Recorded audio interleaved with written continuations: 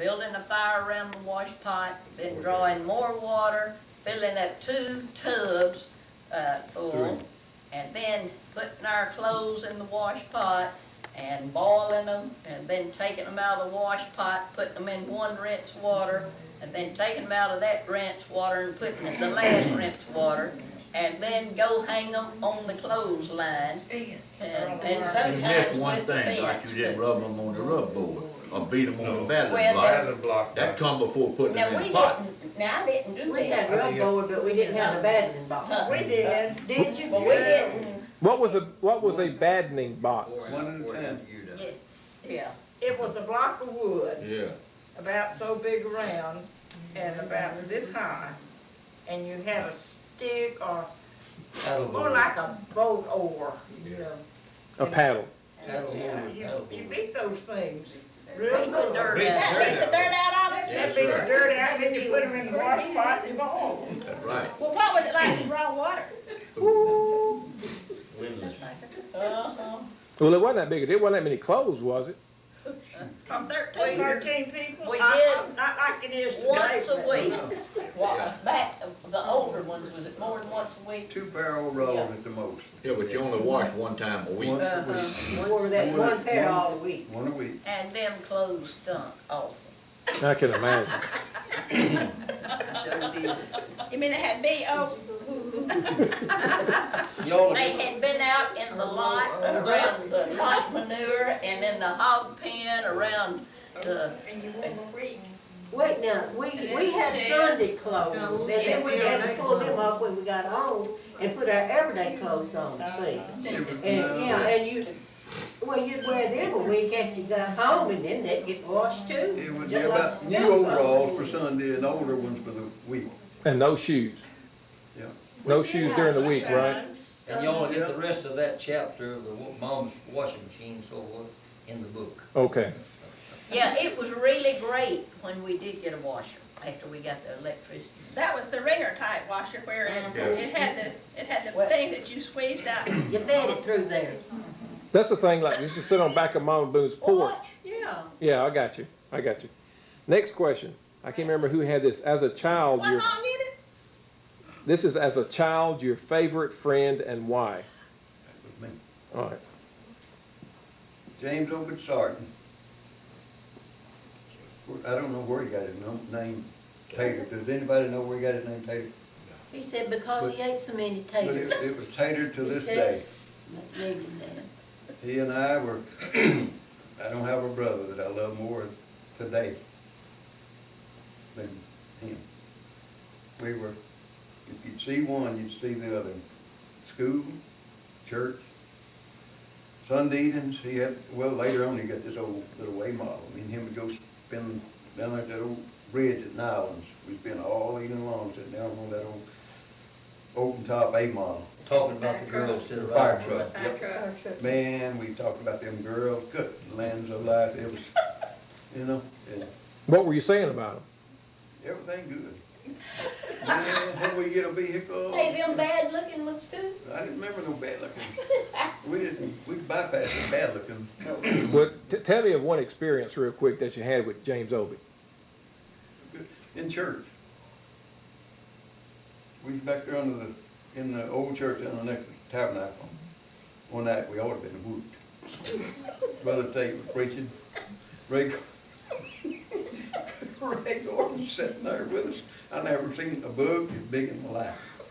He was that long and had to look like a wing spread that tall. I mean, that wide. And we sat there, and that old bug, to beat it all, he'd make a pass at Ray Gordon. Come right down, and he'd get out under that seat just about me, and Taylor got so tickled. Brother Tate, I know he saw us. We had to go apologize to him, but it's like to how tickled us that he'd make another circle way up. That's even here. He'd come towards Susie again, Ray Gordon. Get down. James Over was down here 6 weeks ago. We went out, Ray Gordon, we was talking about, we had another laugh about that. Somebody else. This one, the next one is, well, it's, I know it was a tough time, but I know when Dad talked about it, some of them, they didn't realize they were poor. And during the Depression, you know, it was kind of like as usual, business as usual. But kind of share your experiences. You know, how were the Depression years? Whoever had that question. What were the years of Depression like? Right. Well, it was like the time when somebody needs money and haven't got a dime. And then wages were so cheap back then until, huh? Louder? The wages were so cheap until you could get anything done for nothing almost back then. And I remember we were over in the field one day, and well, Pop had borrowed money to buy the fertilizer for the year's crops, and here come two men from the bank. Wait, no, it wasn't from the bank, it's from Lampton Company in town, Town, where he borrowed the money that's coming across the field. And before they got there, he called us boys up around and said, "Boys, you gonna let them take me to jail or not?" And we said, "Papa, they're coming to take you to jail." Said, "I don't know what they might do." Said, "I owe them money, and we didn't make much last year, so we afraid that, I don't know if they're gonna take me to jail or what." But they didn't. And I just wrote a few questions here, such like, what did we learn during the Depression? We learned to do without. Just learn to do without. The things that other people were having, we just learned to do without them. So, and then I got to thinking in terms of what Barbara said a while ago. There's one question I have I think I'm going to use it as the last chapter. Does the mantles of heavenly bound saints still fall on mortals? And I'd like to kind of, explore that a little and enlarge on it in my last chapter of the book there, Mike.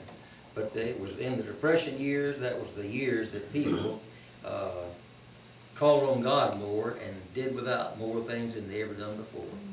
So I think that would sum it up. Just we learned to do without during the Depression. That's what the years were like. Interesting. Now then. Lionel, I don't know if this is a place to add it or not, but I know Kathryn knows about this. I don't know if the whole family does or not. We had a real bad experience in the hospital with the doctors with Ford. But one of the doctors that was on duty the morning that he died told Mark that while Ford was dying, I was in the room, I wasn't conscious of it, but that he had to step aside because there were so many angels in the room that day. Mm-hmm. Interesting. I know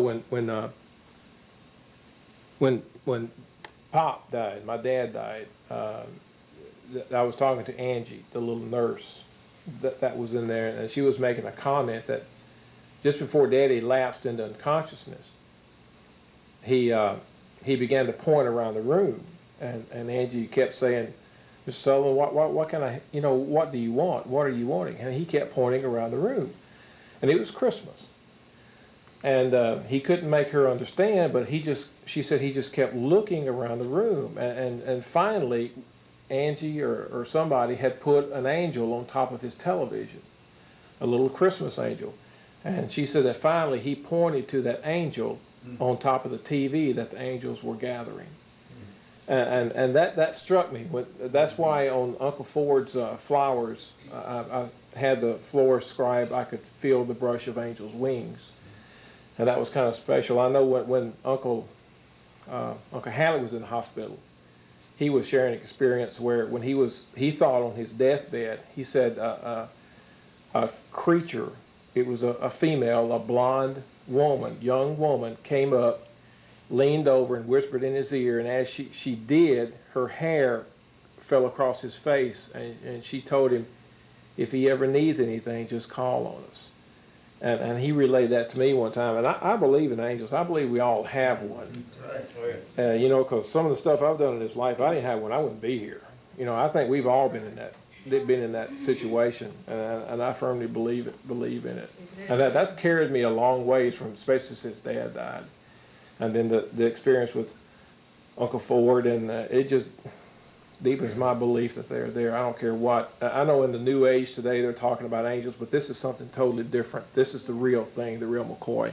Billy Graham has a good book out on angels. Yeah, Angie read that book too. She was telling me about it. I definitely believe in it.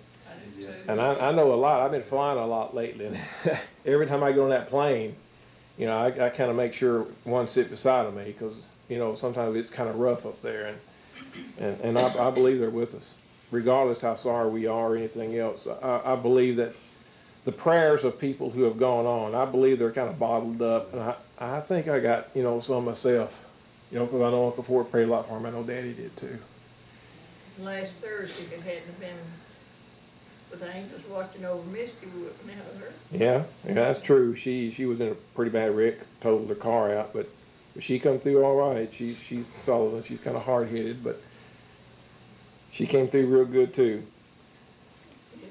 Another question we're going to, and I think Mama got this one, and then we'll get to another one in just a minute. But this one, you know, today when we want something to eat, Angie and I, we run down to McDonald's, or we run down to the store, to the grocery store, or we run to the chicken place, or we run to the catfish cabin, whatever we want to go to and grab something to eat. Yeah, I run to Mama's. That's right. That's right. But this is a several part question. Where did you go get food?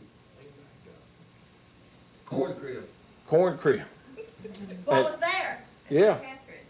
Corn. Where did you get your meats? No, it's not. Tell me about all that, Uncle Buck. Yeah. Oh, Mama? No, that wasn't mine. Oh, that's Richard's. That's right.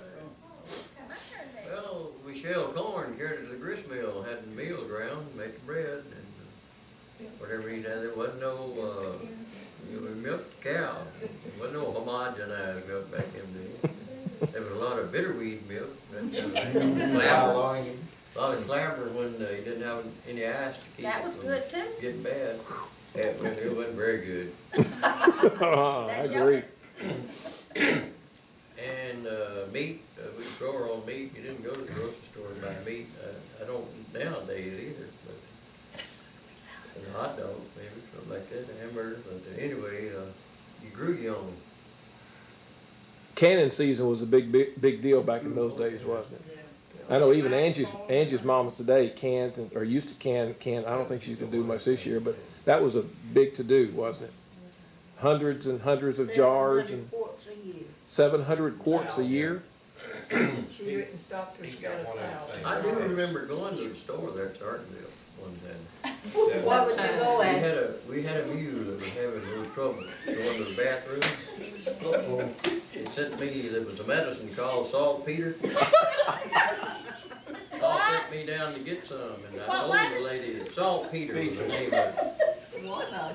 And I went to get it in the store there, and the lady, Marie May, won't know what's wrong with the mule. I said, the mule is sick, and I was just maybe a teen, just getting in my teens, maybe. I said, he's sick. She said, well, how is he sick? I said, well, he's just sick. She said, well, how is he sick? I said, he can't pee. I got the medicine and I left. I don't have more questions. I should have done more questions. That's tough, Marie. She knew the medicine I wanted then. I already told her. Did that get the action going? I got it. I think it worked for her. Oh man. I was. You got it then. I got one little comment I'd like to bring up. One was I remember somebody telling me a story about an outhouse. Can anybody expound on the outhouse? A water closet? Something that happened in an outhouse. Is anybody aware of that? I think Claudine has something to say Yeah, about Claudia, that. you tell us about that one. What you told us this morning. Those are grenades. No, that's just a joke. Everybody hush. Tell it, Claudia. On one of the trips I took several years ago, we were driving through the mountains, going from Gatlinburg over to Lake Joula. The driver got to talking about these old mountain people, you know, how they lived and all, and so this old boy was drafted into the army. And he went over and fought in the war, and they had some hand grenades left over. And when the boy left home, they didn't have an inside toilet. They had the old outhouse like we used to have. And And so when he came home, he brought one of those hand grenades home. And he told his daddy one day, said, boy, these things are powerful. Everybody had quit using the toilet while he was gone, except Grandma. She always went to the toilet, would do that job inside. So that day, he told his dad, he said, I just want to show you what this can do.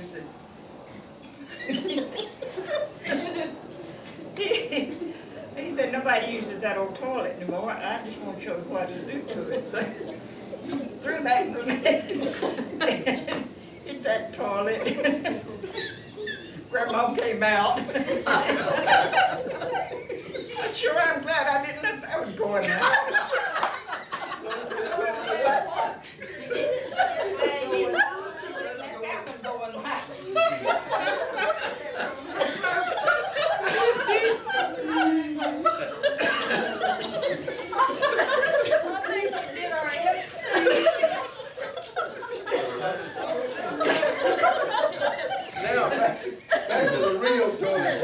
I gotta remember that, tell some of my category managers.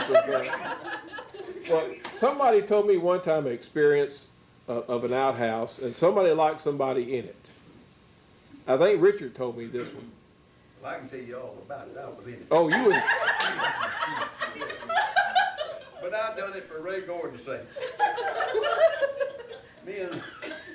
I went in the toilet with Ray, I went in there with Ray Gordon, just to get him in there. I knew what was going on. Taylor was over there. And Richard done made it up between Taylor and himself and me. I knew that, but it was tough on me. Crazy. Richard and them locked the door, Richard and Taylor, and they got a stick and stirred all down in there. Down where? In the commode. In the second seat? But I guess you had a door now. Ah, man, let me out. But I was toughing it out just for him. oh, Let me tell you one about our president at Trevecca College, Dr. Mackey, over in Alabama. He was down there when they were having camp meeting in Alabama, and down from the Tell that one. camp, huh? Did.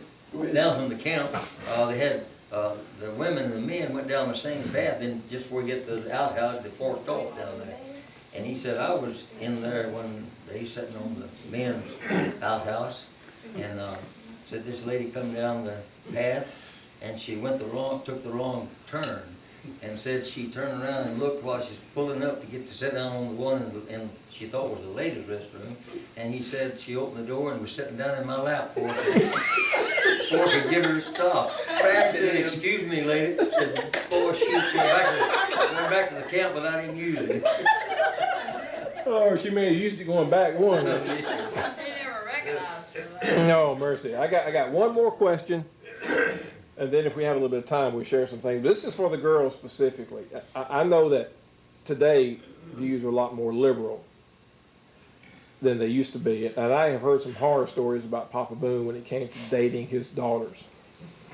And I'd like for some of y'all to kind of share your experiences, some of your first dates, if you can remember that far back, or if your memory's that vivid or that clear. And we'll start with Aunt Dean and kind of go down through the ranks. Well, I'm gonna do the strip. That's been so far back, Lionel, I can't remember. 60 years ago. Earl was really the first one I ever really dated. I used to like some, let me see. No, I didn't like him. I liked Wilson Jackson. That was one of them. But anyway, yeah, Wilson, your ex-uncle.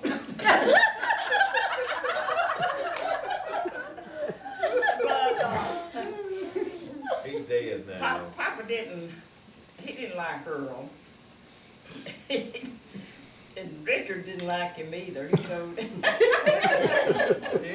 Ding-ting, You got his car on my shoulder. Earl Ainsworth, you're not gonna get my ding-ting. You're not Ainsworth taking Earl, from me. wasn't it? Ainsworth Earl. See, get my D. That's hard. What is it? I don't think No, I, I didn't. That's Allen Rock. what are you doing? Can you take it with false teeth? Throw me, Honey, that's not all I gone. ain't got no false teeth, Ed. Oh, Call it, I got it. It's right Yeah. here. Sure do. I did. Oh, Sure. it's Allen Rock, child. Is it hard as it Well, looks? it was soft while ago. Why did it stop, babe? Hey, throw Ruth one back here, they don't. There's plenty. Go ahead. Oh, it's telling me the